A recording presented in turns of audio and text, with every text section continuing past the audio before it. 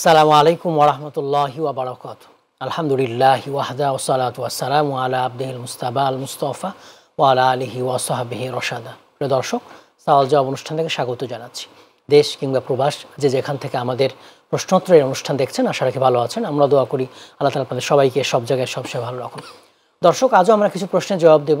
আজ আমাদের প্রশ্নের জবাবদাতা হিসেবে রয়েছেন বিশিষ্ট ইসলামী চিন্তাবিদ, শিক্ষাবিদ, গবেষক, লেখক, বিশ্ববিদ্যালয়ের শিক্ষক প্রফেসর ডক্টর মোহাম্মদ আব্দুল কাদির। আসসালামু আলাইকুম ওয়া রাহমাতুল্লাহি ওয়া বারাকাতুহু। ওয়া আলাইকুম আসসালাম ওয়া রাহমাতুল্লাহি ওয়া বারাকাতুহু। স্যার কেমন আছেন? আলহামদুলিল্লাহ, আপনি কেমন আছেন? আলহামদুলিল্লাহ, আমি ভালো আছি। আজ শুরুতে যে প্রশ্নের অবতারণা করব, কুরবানি কি, আসলে সূচনা কিভাবে হয়েছিল? ধন্যবাদ বিদ্যু উপস্থাপক। পবিত্র এই জিলহজ মাস একেবারে আমাদের সামনে সমাগত। আমরা পবিত্র জিলহজ মাসে 10 তারিখে পবিত্র ঈদুল আজহা উদযাপন করে থাকি। জি।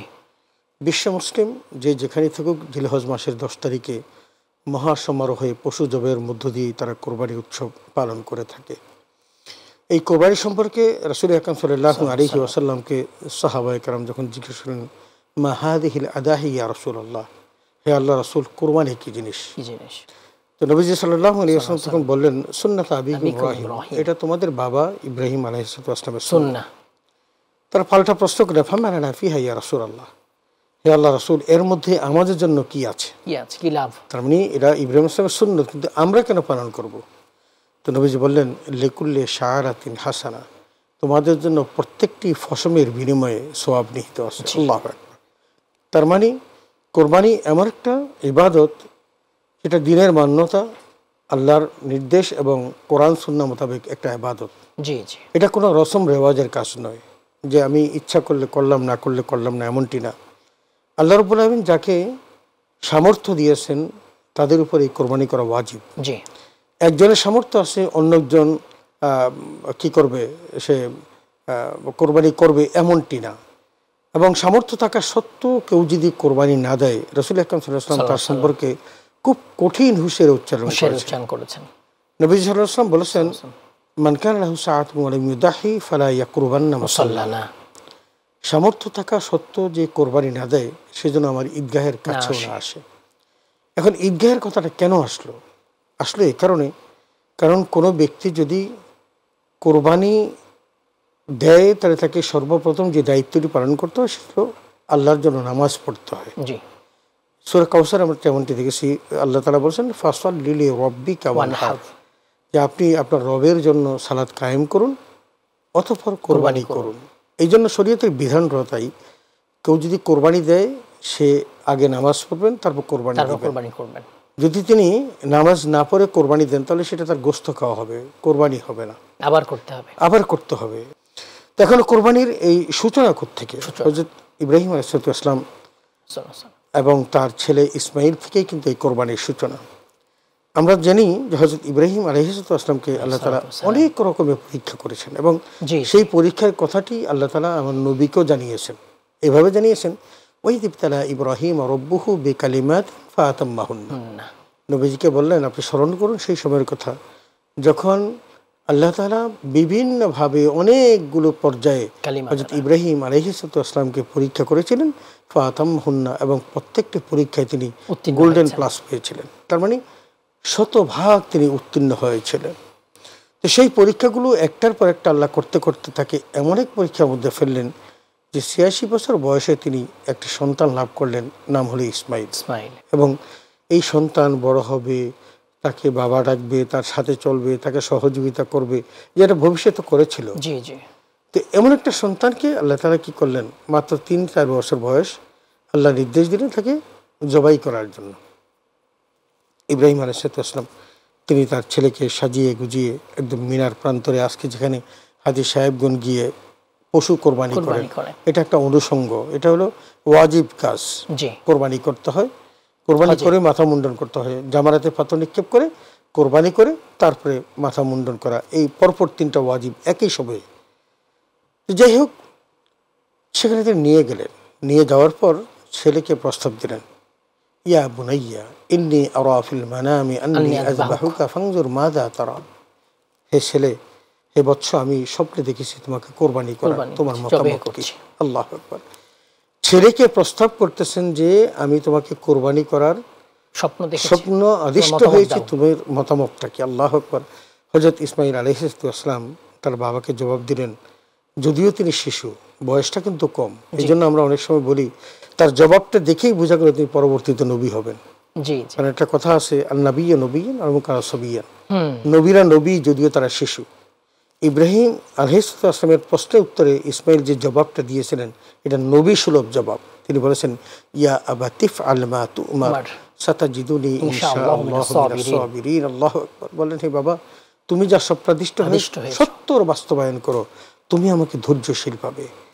এই যে ধৈর্যশীল পাবে, এই কথাটার মধ্যে অনেকগুলো ইম্প্যাক্ট। সেটা হলো এই যে ধৈর্যশীল বলতে তোমার এই আদেশ বাস্তবায়ন করতে গিয়ে আমি বাধা হয়ে দাঁড়াবো না, আমি চিৎকার চেঁচামেচি করব না, আমি তুমি জবাই করবা, আমি তোমাকে জবাইয়ের বাধা প্রয়োগ করব না, বরং এমনও কিছু, এগুলো যদি সেই রেওয়াত বলা হয় যে ইসমাঈল আরও উল্টা বাবাকে বলেছিলেন, তুমি জবাই করার সময় আমার চোখটা বেঁধে নিও, কারণ আমার চেহারার দিকে তাকালে হয়তো তোমার মায়া পড়ে যাবে, মায়ার প্রলোভনে তুমি হয়তো এই মহৎ কাজটি করতে পারবে না, চোখ বেঁধে নিও, আমার হাত পা বেঁধে নিও, কারণ আমি যদি ওই মৃত্যুকালে যদি হাত পা ছুটাছুটি করে তোমার সাথে বেয়াদবি করি, ইত্যাদি ইত্যাদি অনেক কথা। যাই হোক, হযরত ইব্রাহিম আলাইহিস সালামকে যখন সন্তান এভাবে জানিয়ে দিলেন, ইয়া আবাতি ফাআল মা তুমার সাতাজিদুনি ইনশাআল্লাহু মিনাস সাবিরিন, হে বাবা, তুমি যা স্বপ্নদিষ্ট হয়েছো তার সত্যর বাস্তবায়ন করো, তুমি আমাকে ধৈর্যশীলদের মধ্যে পাবে।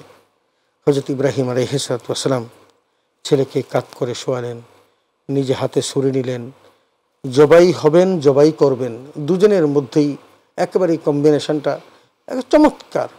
একজন আল্লাহর জন্য জবাই হবেন হযরত ইসমাঈল আলাইহিস সালাম, আরেকজন আল্লাহর সন্তুষ্টির জন্য নিজের সন্তান জবাই করবেন, সন্তানকে জবাই করে তিনি ইব্রাহিম আলাইহিস সালাম। কথাটা আমার আল্লাহ তাআলা এত চমৎকারভাবে বললেন, ফালাম্মা আসলামা ওয়া তাল্লাহু লিল জাবিন ওয়া নাদাইনাহু আইয়া ইব্রাহিম। এই যে আসলামা শব্দটা, সেটাও আনুগত্য। যখন তারা দুজনেই আত্মসমর্পণ করলেন, কিসের আত্মসমর্পণ? যে বাবা তার সন্তানকে জবাই করবেন আর সন্তান বাবার হাতে জবাই হবেন, দুজনের মধ্যে এই চিন্তা চেতনার কোনো ফারাক নেই এবং আল্লাহর সন্তুষ্টি অর্জনের মধ্যে কারোর মধ্যে কোনো দ্বিধা সংকোচ নেই। ঠিক এই মুহূর্তেই আমার আল্লাহ তারা জবাই করবেন, ঠিক সেই মুহূর্তে ওই ইসমাঈলকে সরিয়ে দিয়ে জান্নাতি একটা দুম্বা এনে বেদেবিহীন আজিম অফাদাইনাহু বিদিবিন আজিম, আল্লাহ বলছেন যে আমি তাকে কি করলাম, একটা ফেদিয়া দিলাম। ফেদিয়া কি? বেদেবিহীন আজিম, মহান একটা কোরবানি ফেদিয়া দিলাম। সেদিন যদি এটা না ঘটতো তাহলে পৃথিবীতে হয়তো কোনো সন্তান থাকতো না, বাবা তার সন্তানকে জবাই করতে হতো। আল্লাহ ফেদিয়া বলেছেন কেন? আল্লাহ ফেদিয়া বলেছেন যে এই সন্তানের বিনিময়ে কোরবানি পেয়েছি, এই জন্য আমাদের কোরবানিটা অত্যন্ত গুরুত্বপূর্ণ। একটা সন্তানকে কোরবানি করছি, এই কোরবানি করছি আমরা, কিন্তু ইসমাঈলের পরিবর্তে কিন্তু কোরবানি করছি। এখন ইসমাঈলের পরিবর্তে কোরবানি মানে কি? হযরত ইব্রাহিম যেই মন, যে অন্তঃকরণ, যেই চিন্তা, যেই মনোবাসনা নিয়ে তিনি কোরবানি করেছিলেন, সেটা আমার মধ্যে প্রস্ফুটিত হতে হবে। কারণ আমি যা কিছু করছি সকলেই আমার আল্লাহর জন্য করছি। ইন্না সলাতি ওয়া নুসুকি ওয়া মাহইয়ায়া ওয়া মামাতি লিল্লাহি রাব্বিল আলামিন। হযরত ইব্রাহিম আলাইহিস সালাম সেটাই করেছেন। কারণ আমাদের জীবন, আমাদের মৃত্যু, আমার সালাত, আমার কোরবানি সকলেই আল্লাহ রাব্বুল আলামিনের জন্য। আমরা দুনিয়াতে যা কিছু করি, এই যদি আমাদের চিন্তা না থাকে, মনোভাব না থাকে যে আমি যা কিছু করছি আল্লাহর জন্য, তাহলে শুধু অন্তঃসার শূন্য ইবাদত হবে। এটা কিন্তু আল্লাহর কাছে কোনো কার্যকারিতা পাবে না এবং আমরা কল্যাণও হাসিল করতে পারবো না। এই জন্য ইবাদতটা হলো কি? ইবাদতটা হলো আল্লাহ জাল্লা শানহু যে কাজটি করতে বলেছেন সেই কাজটি করা, আর যে কাজটি করতে নিষেধ করেছেন তা বর্জন করা। এবং এটা পারফেক্টলি করার নামই হলো ইবাদত। ইব্রাহিম আলাইহিস সালাম ইবাদত করেছেন, আল্লাহ নির্দেশ দিয়েছেন জবাই করার জন্য, তিনি ঠিকই জবাই করেছেন। হযরত ইসমাঈলকে তিনি জবাই করেছেন, একবার মনের আনন্দে জবাই করেছেন। তার এই আনন্দের মধ্যে সামান্যতম কোনো দ্বিধা সংকোচ ছিল না। কিন্তু আল্লাহ রাব্বুল আলামিন দেখলেন যে এটা তো পরীক্ষা ছিল, পরীক্ষা এবং পরীক্ষা যখন দেখলেন তিনি শতভাগ পাস, তখনই তিনি জিবরাইল তাড়াতাড়ি যাও, তুমি তাড়াতাড়ি যাও, গিয়ে ওই ইব্রাহিমের ওই শরীর নিচে একটা পশুটা দিয়ে দাও। সেই পশুটা দিয়ে দিলেন, তিনি মনোযোগে জবাই করলেন। জবাই যখন হয়ে গেল, ইব্রাহিম বুঝেন নাই যে তার ছেলে অক্ষত আছে। চোখ খুললেন, চেয়ে দেখেন ছেলে পাশে দাঁড়ানো, একটা মহান কোরবানি আল্লাহর হুকুমে সেখানে পশু জবাই হয়ে গেছে।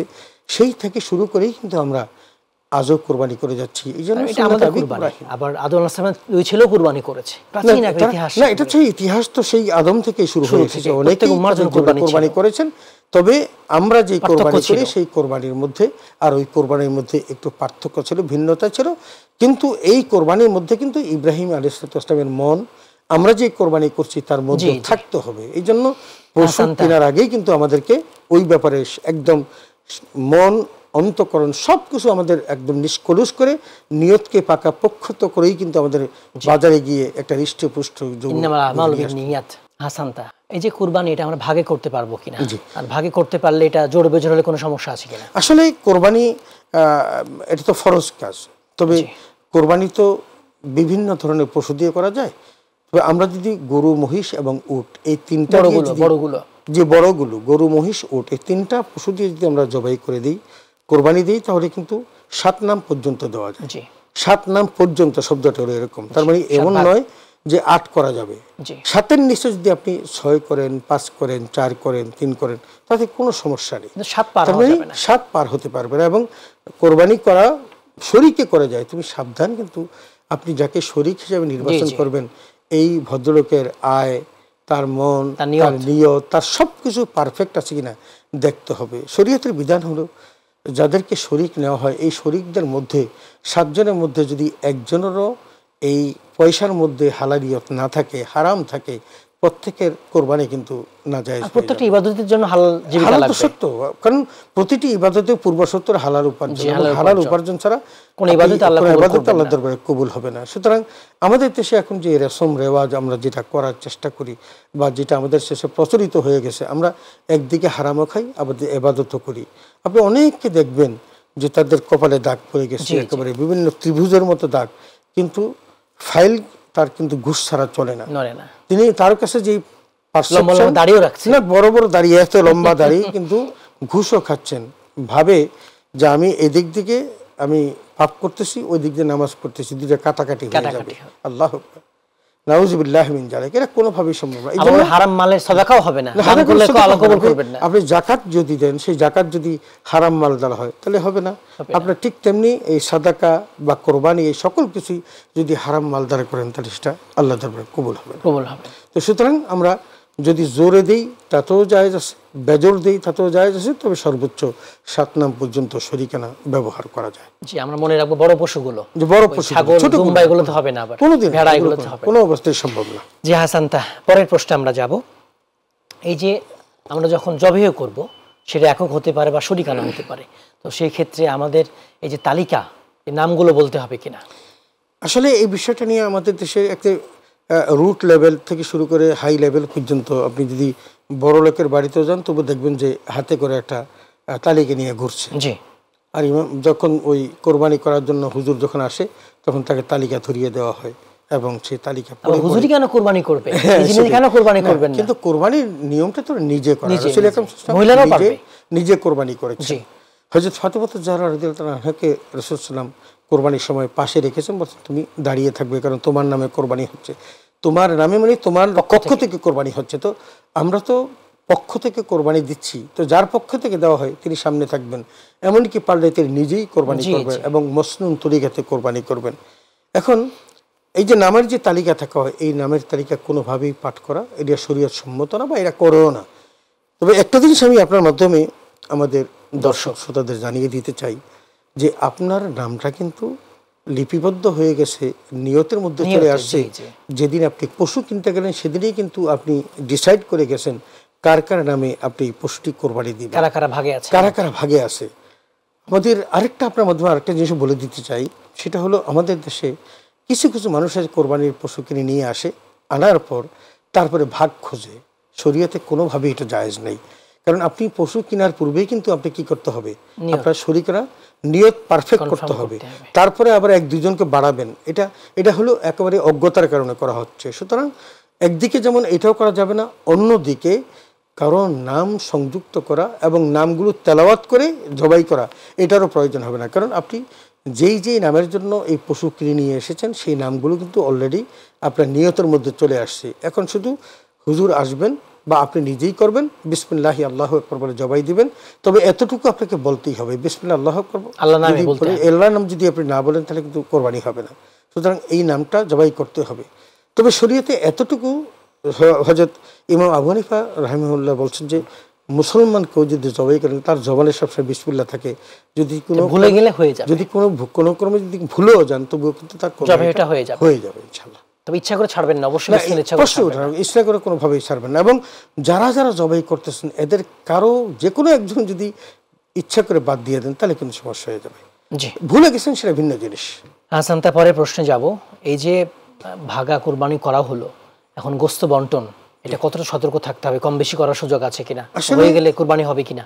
আসলে কুরবানি বন্টনটা এই 7টা নাম যে বললাম, এই 7টা নাম হোক, 5 নাম হোক, 6 নাম হোক, প্রত্যেকটা ইউনিট, এবং প্রত্যেকটা ইউনিট এরকম যে আপনি যদি 7 নামে কোরবানি করেন আপনাকে একটা নিখুঁতভাবে প্রত্যেকটি অঙ্গের 7 ভাগ করেই কিন্তু ভাগ করে দিতে হবে।